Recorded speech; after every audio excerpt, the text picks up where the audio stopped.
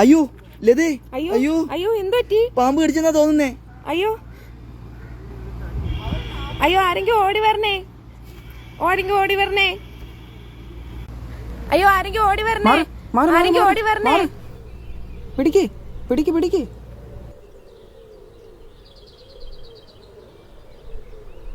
ഇരുത്ത് ഇരുത്ത് ഇരുത്ത് ഇരുത്ത്.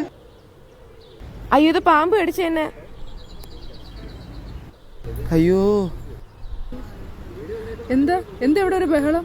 എന്ത് പറ്റി? പാമ്പ് കടിച്ചെന്നാ തോന്നുന്നേ. ഈ തുണി എന്തിനാ? അത് ഈ മുറിവ് വെച്ച് കെട്ടണ്ടേ ചേട്ടാ? അങ്ങനെ മുറിവ് വെട്ടാൻ പാടില്ല. ബ്ലീഡിങ് എടുക്കാൻ കീറി മുറിച്ച് രക്തം കളയാം. ചേട്ടാ അങ്ങനെ ഒന്നും ചെയ്യാനേ പാടില്ല. ചേട്ടാ ആദ്യം ഇയാളെ ശാന്തമായിട്ട് ഇരുത്തുക. നമുക്ക് പെട്ടെന്ന് തന്നെ ആശുപത്രിയിലേക്ക് പോവാം. എന്നാ നമുക്ക് 108 വിളിച്ചാലോ? ഇന്നൊരു ക്ലാസ്സിൽ പറഞ്ഞതേ ഉള്ളൂ. എന്നാ ഇപ്പൊ വിളിക്കുക. എന്നാ നമുക്ക് ആ പാമ്പിനെ അങ്ങ് പിടിച്ചാലോ? ചേട്ടാ അതല്ല പ്രധാനം, നമുക്ക് ഇയാളെ ജീവൻ ആദ്യം രക്ഷിക്കാം.